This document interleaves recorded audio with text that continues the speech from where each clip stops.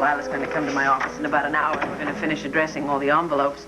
We're hoping to have all the notices of your father's memorial service by the post office by about noon. Ah, good. Thanks for helping out with this, honey. Oh, sure, sir. You know, I just can't stop thinking about Asa and all the years I spent avoiding him. Just had to get out of his shadow, you know. But Bo...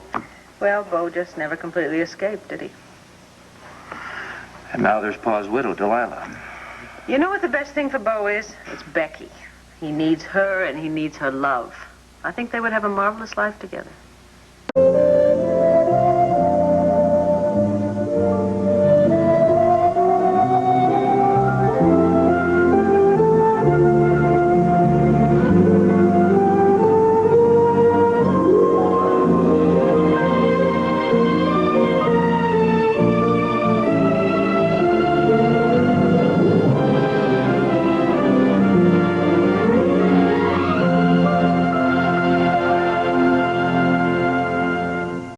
We both know what the problem is, though, don't we?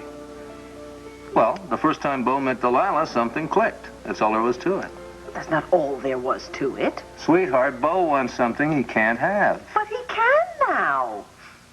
It seems to me they should just have an affair. What? Well, darling, it makes an awful lot more sense than for them to get married and then to discover that Bo really should have married Becky. Oh, really? Yeah. Well, maybe you should be running some lovelorn column or something. Come on, I'm serious. Well, just how do you know so much about eyes meeting and something clicking? Has it happened to you? We're not talking about me. Well, maybe we should talk about you. Answer me. Did you ever go to a party and see some fella and something in you said, I want to know him? Yeah, once. We didn't meet at a party. Who was it? Oh, well, sweetheart, I mean, this is ridiculous. I don't remember his name. Well, he was sort of tall and, I don't know, medium dark. Oh, he had on one of those funny, those cowboy hats with a rattlesnake band on it. Oh, no, wait a minute. You're just trying to flatter me and keep your secrets. Have I told you I love you today? No, you haven't, and it's 10 o'clock already. I love you today. Thank you. You know, it feels so good not to be aching for you all the time. I know. Sometimes I think this is so perfect, I get very scared that it's not going to last.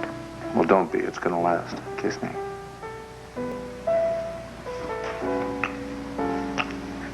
I'll see you later. I'll be watching the clock. Okay.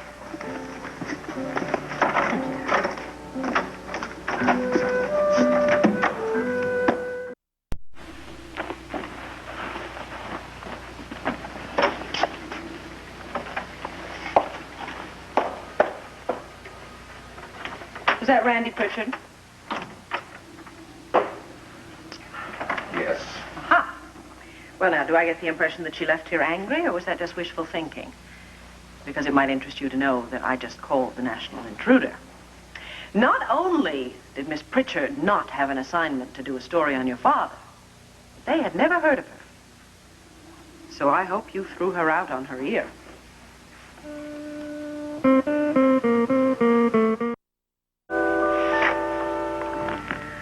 Oh, dear. Why do I have the feeling that Miss Pritchard left here a little bit richer than she was when she came in? What was the price?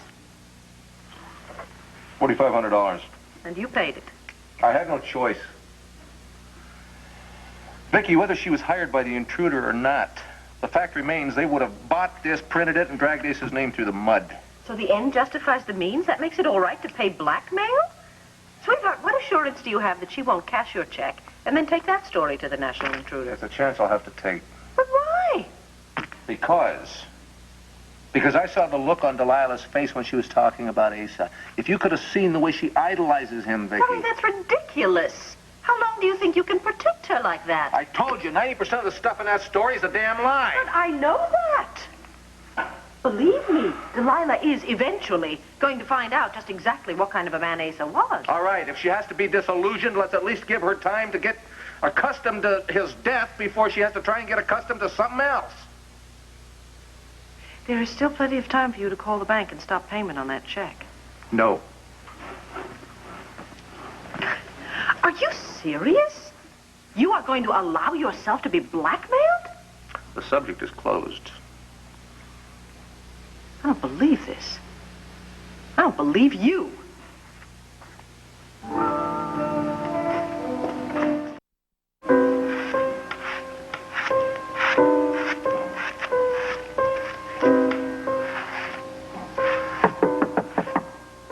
Yes.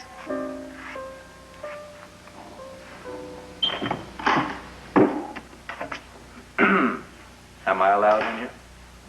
Of course you are. It's your room, too. I was beginning to wonder. After tonight at dinner, you realize you didn't say one word to me through the entire meal? Even the kids picked up on it. Oh, I'm sorry. I didn't mean to upset them. They're waiting for you to read their bedtime story, by the way. Thank you. Vicky, wait a minute. Tell me how to handle this thing. What thing? You know what I'm talking about. We've got a professional disagreement. We've had that before, but to let it carry over into our personal life... A professional disagreement? If that's all you think it is, then I don't see how we can possibly resolve this. Excuse me.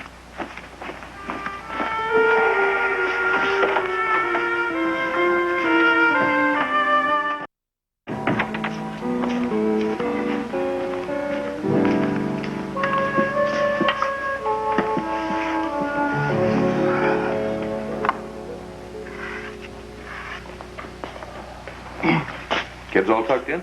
Yes, they were practically asleep when I turned out the light. Good.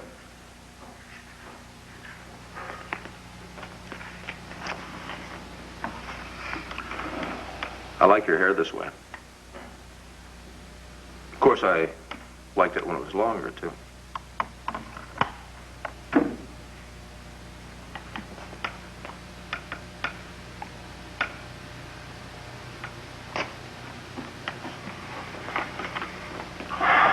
How long are you going to play this game? Game? Yes, game. I've had just about enough, Vicky. If you can't see my point of view on that piece of trash that Randy Pritchard wrote... Yes, it was a piece of trash, wasn't it? Yes, it was. Thoroughly unethical and dishonest of her to have You done bet. it. Yes, and you compounded that dishonesty. You encouraged it by paying her for it. Oh, why go into this? We've been over it and over it. Yes, we have. Now, there is still time for you to stop that check. Forget it. I'm not going to do that. You know what I ought to do? I ought to have one of our young reporters at the Banner write a little piece about the editor of the Chronicle who paid a bribe in order to suppress an article about his father. Fine. While you're at it, don't forget to point out that the piece in question was a lie from start to finish. And does that alter the principle? We have said it all, haven't we?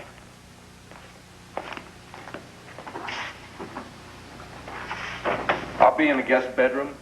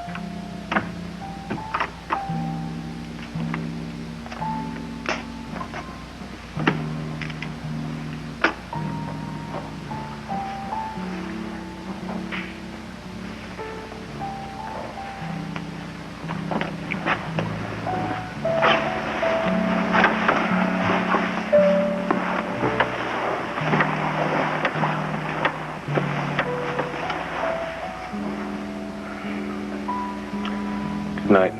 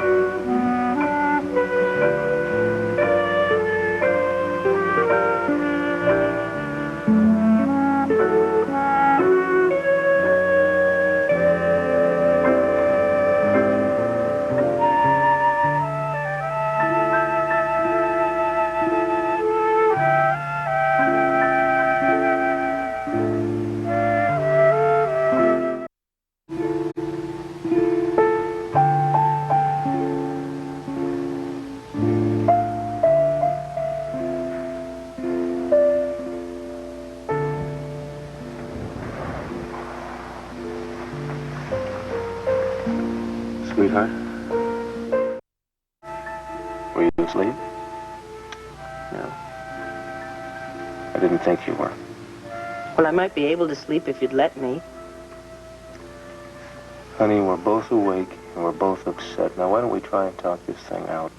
Because we're not getting anywhere, are we? All the more reason to keep trying.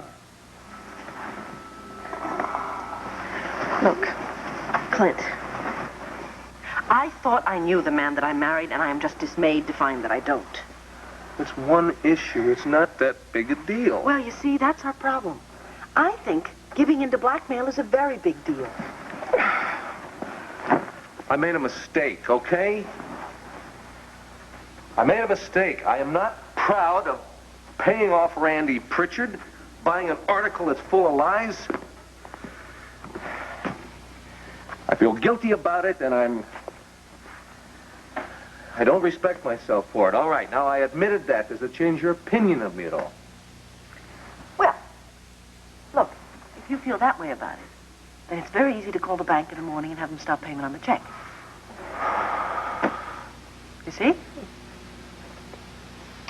If I hadn't have paid her off, Bo would have. He doesn't feel that Delilah is strong enough to go through something like this. The reporters would just come right back out to the mansion, honey. And the next thing you know, every woman that Ace had ever been to bed with would come out of the woodwork and start giving interviews. I realize all that. And I find it very sad, but that's the way it is in this world. Delilah would suffer the indignation, and she would get through it. Has it ever occurred to you that I might want to let my father rest in peace? That I don't want to deal with the repercussions either? No, I don't believe that. You know the worst of what your father did, and you and I both know that your father did things in his life much, much worse than any lies Randy Pritchard could print. Now, it wouldn't be pleasant, but it would be an awful lot better than feeling guilty and losing all respect for yourself. Oh, you have got everything all figured out for everybody, don't you? What is that supposed to mean? Well, you acknowledge that people are different, yet you'd expect everyone to act and react the same way you would. Where is your compassion? For Asa, for Bo, for Delilah, for me? What? I have a lot of compassion for all of you. You don't. You don't have any compassion for me. If you did, we wouldn't be having this conversation. You might hate what I did. You'd disagree with it, but you'd accept it. You'd understand it. You wouldn't turn away from me and beat me over the head with your judgments. With my judgments? What if it were your father? What if after his death you had to pick up a newspaper and read that kind of an article? Well, I would be outraged by it and hurt by it, and then I would dismiss it for the filth that it is. Of course you would. Little Miss Perfect. I beg your pardon? Everyone is not you, Vicky. Delilah is not you. She was not drilled by Victor Lord to stare down the enemy with the truth. She was not trained to throw down her rifle and jump into the trenches armed only with morality. I think you had better stop right there. You're right. You know, that's the problem with this kind of a fight is people get desperate and they get angry and they start saying things they don't even mean, but I can't get through to you, Vicky, and it kills me. Can't you concede me just a little bit of morality? Give me one little point for trying to protect Delilah's feelings and my father's image? Yes, I'll give you one little point. I'll concede that. But not forgive. Joe Riley wouldn't have given in to blackmail, right? You said that, I didn't. You were thinking it. No, I was not thinking it. It's your own guilt speaking. Maybe. Maybe. But you know what hurts? What hurts is how you can be so forgiving and so understanding of everyone else's mistakes, but not mine. Not this one. When you found out that Karen Woolley was a prostitute, you didn't turn away from her. You stood by her and tried to help her. Clint, really? You did. It's the truth. I can go on and on naming people that you stood by. You didn't judge them. Well, now, I suppose before the evening is out, you'll bring up Ted Clayton as a flaw in my judgment. Well, now it's my turn to say it. I didn't say it. You did. But no, I wasn't going to bring it up. The point is, I am suddenly faced with the fact that as your husband, I cannot do anything foolish or anything wrong, because if I do, if I'm human, my wife will not understand or forgive. She'll just turn away.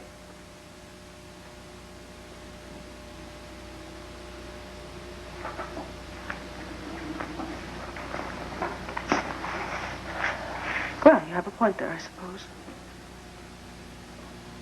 Yes, I would like you to be perfect, and I feel betrayed that you're not. So, there you have it. And what are we going to do about it? Isn't it? It would be a lot easier to do if your first imperfection hadn't been such a lulu. I'm sorry. And I'm sorry that it's such a gigantic issue for me. And I expect we'll get through it. I certainly hope so. And the sooner the better. I can't stand this gap between us. I know, me too.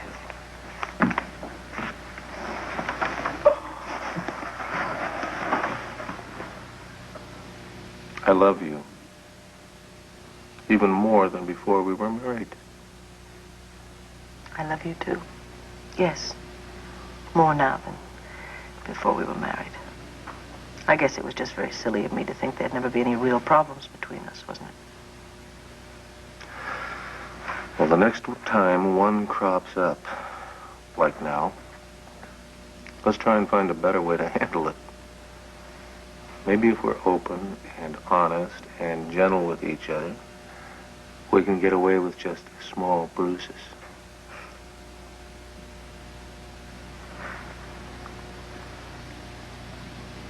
I'm sorry, Clint. I can't just forget about it. And I don't particularly want to make love as if it were all over. I don't believe this. You just won't let it go. I'm sorry. I cannot let it go. This is something that bothers me enormously. Now, if that makes me inflexible and judgmental, then so be it. But this is something that means a lot to me. I can't just turn it off. I need time. Time? You need time? Fine, you got time. I'll give you time. Where are you going? Back to the guest room? Well, neither one of us will get any sleep here in the same bed. At least I won't. I'll see you in the morning.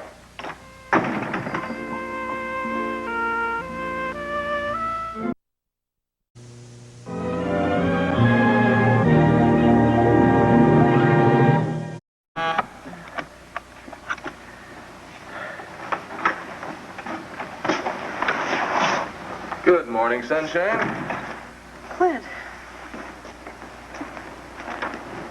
It's freezing here. No, it's more like 50 degrees. Here, drink this. It'll warm you up. Thank you. What happened? Is it the furnace? Yep, she conked out. I took a look at it, but I couldn't figure out what's wrong, so I called the serviceman. He's on his layover. Oh. Kim's going to bundle the boys up so they stay good and warm, and I started the fire in the fireplace. How long have you been up? About 3 hours. Sleep well? Once I finally got to sleep, yeah. Good, good. Oh, I did something else this morning. What? Well, just in case you're still thinking of printing an article about my paying off Randy Pritchard, I've got one all printed up for you. I'm supposed to read this now? Mm-hmm. Buchanan bumbles buying blackmail, berated by Buchananess. Well, it wasn't that easy coming up with a name for you to start with a B. Clint Buchanan, world-renowned for his integrity, competitive edge, and love of punctuation, lost his standing in the closed world of Landview journalism yesterday. He also lost his seat at the head of the table at home and was relegated to the foot of the bed. At last count, he was only a few feet from the doghouse. Go on. It gets better. Oh, I'm sure it does. What's wrong? Your sense of humor freeze to death? Maybe. You know, a little levity never hurt. Particularly when the problem has gotten far too serious. Yes, I'm quite sure. Possibly it's because I'm freezing and I haven't had breakfast yet. Although I doubt I will find it humorous even after that. Now, if you will excuse me, I'm going to take a shower. Am I permitted to laugh when you discover there's only cold water?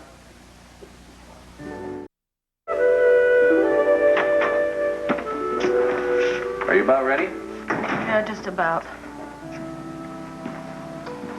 I was wondering if we have any plans tonight, dear. I don't really know. I'll have to have Joanne check the calendar, and she can call you later on, or I will, depending on how much time I have. Gosh, would you? That would be very courteous of you. Oh, Clint. Well, what do you want? What's left for us except to be terribly polite and courteous? I mean, you got me stymied. I don't know how to act, what to say. I know. It's my fault. Look, I'm very sorry. I got upset because you wrote a humorous piece about our fight. I read it. Yes, it's very funny.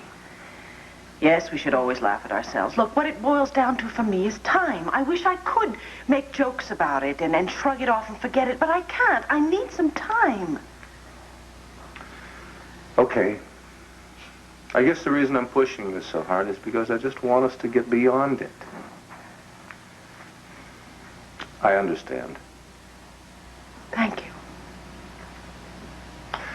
Do you suppose I could find a good morning kiss around here someplace? Doesn't have to be long, doesn't have to be passionate.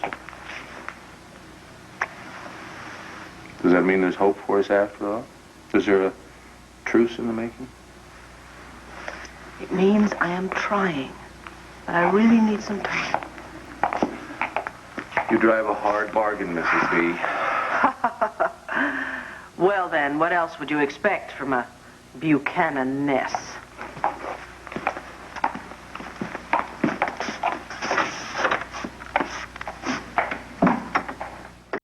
Would you like these? Oh, anywhere up there's fine. I'll have Joanne put them away then. Okay. How about lunch today?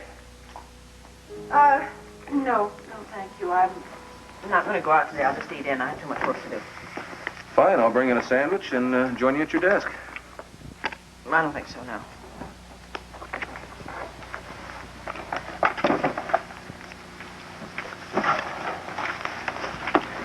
Becky, I thought we had this settled. I told you that I was getting to understand you better, but that doesn't mean that I can just forget what happened. You didn't say two words to me in the car. When are we going to start acting like a real husband and wife and stop acting like a couple of squabbling politicians? I don't think that this is the time or the place to discuss it, all right? Then where and when can we? You give me the silent treatment at home, you ignore me in the car. You've made your point. I apologized to you. I explained my point of view to you.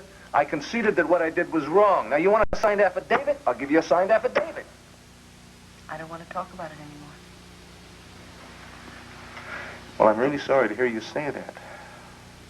Because back there at Land Fair, I thought you were finally ready to let go of this. You talk about ethics. You talk about judgment. They apply to a marriage as well as to a business. And right now, you're scoring pretty low on both counts. Thank you very much for bringing the files up here. I have an awful lot of work to do, excuse me. You know something? When you turn off, it's just like a steel door slamming shut.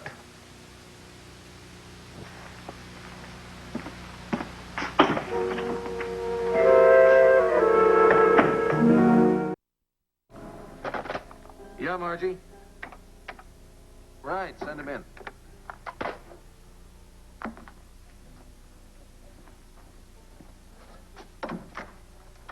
Hi, Clint. Well, how are you? Come on in and have a seat. Thank you.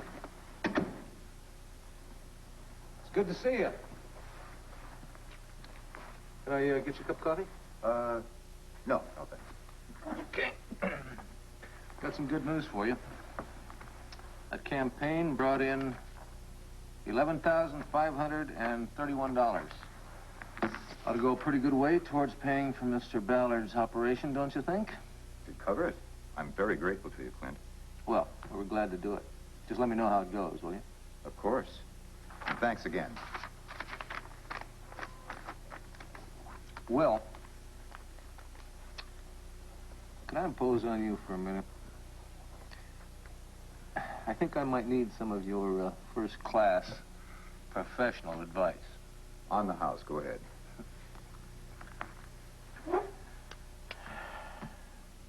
Am I pig-headed? Are you serious? I'm deadly serious.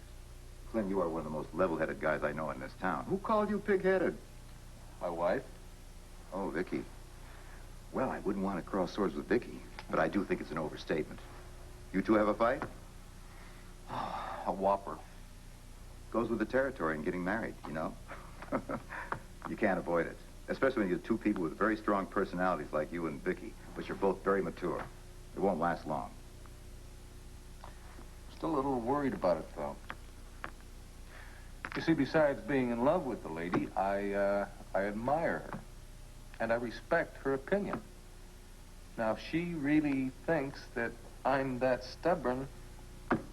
Look, Clint, I don't know what happened between you two, but maybe you just didn't grasp Vicky's point of view on something, and she saw that as being pig-headed, you know? But it'll blow over. I'm sure of it. I hope you're right. Anyway, thanks for letting me talk to you about it. Anytime. Listen, I've got to go. I've got a very heavy schedule today. Oh, Marty Donovan has a check for you. You know where his office is? Yeah, down at the end of the corridor, right? Right. You don't mind if I don't go with you? Oh, please don't bother. Thanks again. Thank you. See you later.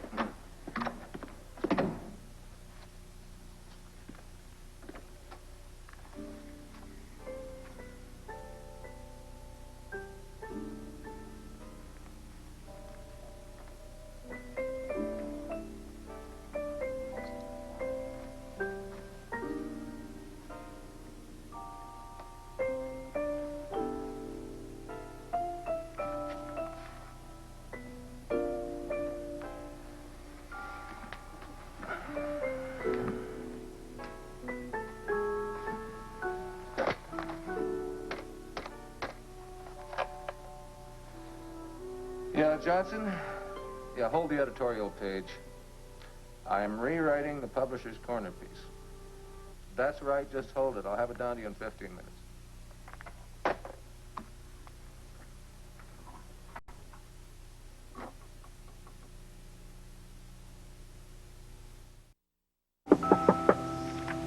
Come in.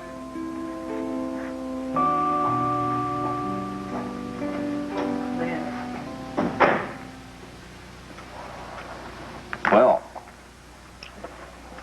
Hello. I read your piece.